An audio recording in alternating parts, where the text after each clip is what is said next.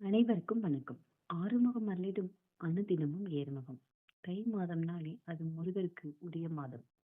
ஏன்னா இந்த தை மாதத்தில் தான் சக்தி வாய்ந்த விரதமான தைப்பூச விரதம் வருது. இந்த தைப்பூச விரதம் என்று நாம விரதம் இருந்து முருகப்பெருமானை வழிபட்டோம்னா நமக்கு அதீத பலன்கள் கிடைக்கும். அத்தகைய சிறப்பு வாய்ந்த தை மாதத்தில் வருகின்ற செவ்வாய்க்கிழமையில் வெற்றிலை தீபம் ஏற்றும் முறைகள் பற்றி இந்த பதிவில் பார்க்கலாம். நீங்க தைப்பூசத்திற்கு உங்களுடைய விரதத்தை ஸ்டார்ட் பண்ணியிருப்பீங்க. பொதுவா 48 நாட்கள் விரதம் இருக்கிறவங்க நீங்க டிசம்பர் 25ஆம் தேதியே உங்க விரதத்தை ஸ்டார்ட் பண்ணியிருப்பீங்க. அதே மாதிரி 21 நாட்கள் விரதம் இருக்கிறவங்களுமே உங்களுடைய விரதத்தை ஜனவரி 21ஆம் தேதி ஸ்டார்ட் பண்ணியிருப்பீங்க. இந்த 2 விரதமே உங்களால எடுக்க முடியல அப்படின்னா நீங்க 6 நாட்கள் மட்டுமே விரதம் இருக்கலாம். 6 நாட்கள் விரதம் இருக்கிறவங்க நீங்க பிப்ரவரி 6ஆம் தேதி நீங்க முருகப்பெருமானுக்கு மாலை அணிந்து நீங்க உங்களுடைய விரதத்தை தொடங்கலாம். இந்த மாதிரி இந்த 3 விரத முறையுமே உங்களால பின்பற்ற முடியல அப்படின்னா நீங்க அந்த தைப்பூச திருநாளில் மட்டும் விரதம் இருந்து முருகப்பெருமானை வழிபடலாம். தைப்பூச திருநாள் மட்டும் விரதம் இருக்கிறோம் அப்படின்னா நம்ம என்னென்ன பண்ணணும்னு இந்த வீடியோல பார்க்கலாம்.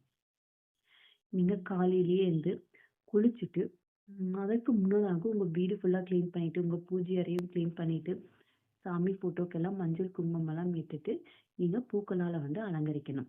உங்ககிட்ட முருகர் போட்டோ இருக்கு அப்படின்னா அந்த போட்டோக்கு பூக்கள் வச்சு நீங்க அலங்கரிச்சு நீங்க வழிபாடு செய்யலாம். இல்ல உங்ககிட்ட முருகர் சிலை அல்லது வேல் இருக்கு அப்படின்னா அந்த வேலுக்கு நீங்க அபிஷேகம் செய்து வழிபடலாம். உங்ககிட்ட முருகர் சிலை அதாவது விக்கிரகங்கள் இருந்தாலும் சரி அல்லது உங்ககிட்ட வேல் இருந்தாலுமே நீங்க அந்த வேலுக்கு அபிஷேகம் செஞ்சு வழிபட்டீங்கன்னா அது உங்களுக்கு அதீத பலனை தரும். பொதுவா 3, 5, 9, 7 இந்த எண்ணிக்கையில நீங்க அபிஷேகம் செய்து வழிபடலாம். நாம அபிஷேகம் செய்யும் போது என்னென்ன பொருட்கள் யூஸ் பண்ணணும்னு பார்க்கலாம். காய்ச்சப்படாத பால் கொண்டுதான் நாம அபிஷேகம் செய்யணும். காய்ச்சின பால் வச்சு நாம கடவுளுக்கு அபிஷேகம் பண்ணக்கூடாது.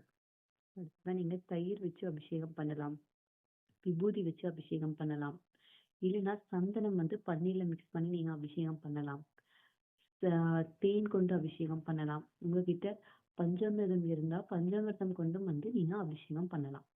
பொதுவா நீங்க 3, 7 இந்த எண்ணிக்கையில அபிஷேகம் செய்வதை விட 5 எண்ணிக்கையில அபிஷேகம் செய்வது மிகவும் சிறப்பானது.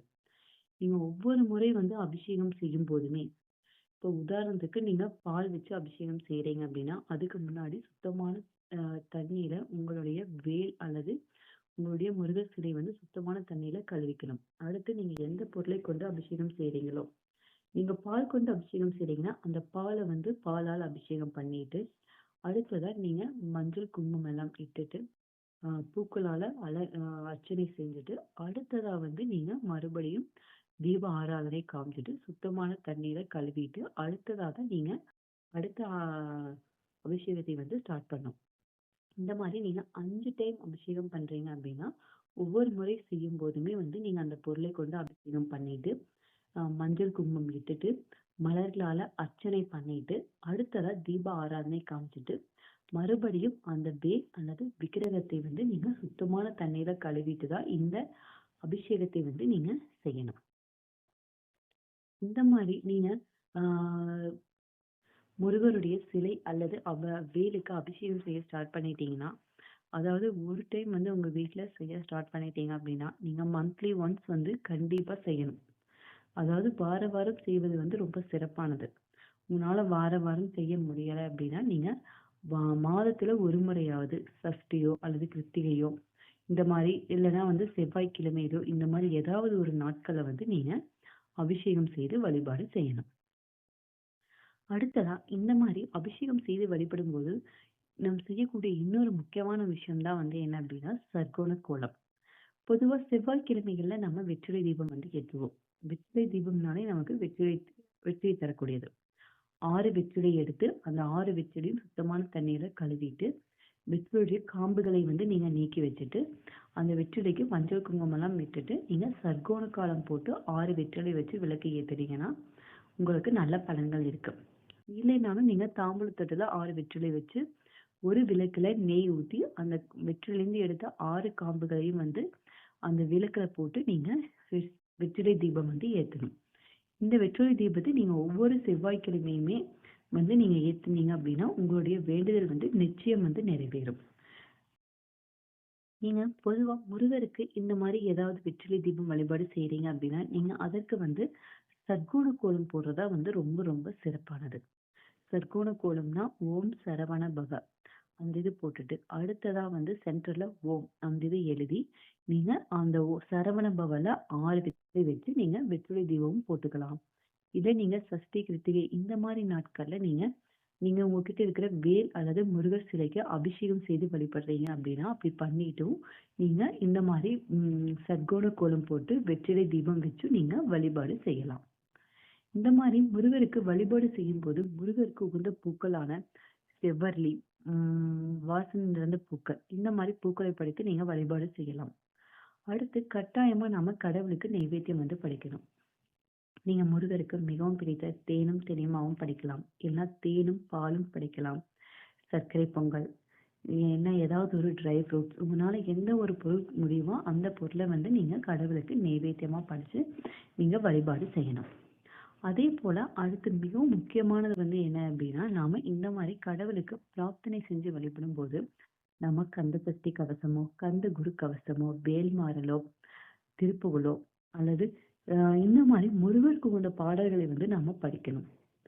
ஒரு 10 நிமிடமாவது நாம இந்த மாதிரி முருகருக்காக பாடல்களை படிக்க வந்து நாம ஒதுக்கணும். முன்னால் அதுக்கு பண்ண டைம் இல்லை அப்படின்னா ஓம் சரவண பவன் இந்த மந்திரத்தையாவது நாம சொல்லிட்டு நம்மளுடைய வேண்டுதலை வந்து கடவுளிடம் வேண்டலாம். இந்த மாதிரி முருகருக்கு வெற்றிலை தீபம் ஏற்றுவதால உங்களுக்கு வந்து அதீத பலன்கள் வந்து கிடைக்கும். இப்போ உங்களுக்கு குழந்தை இல்லை அப்படின்னு நீங்க விரதம் இருந்து நீங்க செவ்வாய்க்கிழமையில அல்லது தைப்பூச திருநாள்ல நீங்க விரதம் இருந்து வழிபடலாம். உங்களுக்கு தொழிலில் வந்து நல்ல முன்னேற்றம் ஏற்படும். உங்களுக்கு நல்ல வேலை அமையணும்னு நினைச்சாலும் நீங்க வந்து இந்த வெற்றிலை தீபத்தை வந்து ஏற்றலாம். இல்ல உங்களுக்கு குடும்பத்தில் உள்ள கடன், கஷ்டம், துன்பங்கள் அனைத்தும் வந்து நீங்கணும் அப்படின்னு வேண்டியும் நீங்க இந்த வெற்றிலை தீபத்தை வந்து ஏற்றி வழிபாடு செய்யலாம். அது மட்டுமல்ல, உங்களுடைய வேண்டுதல் என்னவோ அது வந்து அனைத்துமே வந்து நிறைவேறும். இப்ப நமக்கு எத்தனை செல்வம் இருந்தாலும் நல்ல ஆரோக்கியம் இல்லைன்னா அந்த செல்வத்தை வந்து நம்மால அனுபவிக்க முடியாது. அதனால நமக்கு நல்ல ஆரோக்கியம் வேணும்னு நினைச்சும் வந்து நாம இந்த வெற்றிலை தீபத்தை ஏற்றி வழிபாடு செய்யலாம். இந்த வெற்றிலை தீபத்தை நீங்க தொடர்ந்து 6 வாரங்கள் அல்லது 9 வாரங்கள் ஏற்றி வழிபாடு செஞ்சீங்கன்னா உங்க தொழில வந்து நல்ல முன்னேற்றம் ஏற்படும். உங்களுக்கு கடன் சுமை வந்து குறையும். அது மட்டுமல்ல, தேவர் தொல்லை வந்து நீங்கும். இந்த வீடியோ பிடிச்சிருந்தா லைக் அண்ட் சப்ஸ்கிரைப் பண்ணிக்கோங்க. தேங்க்ஸ் ஃபார் வாட்சிங்.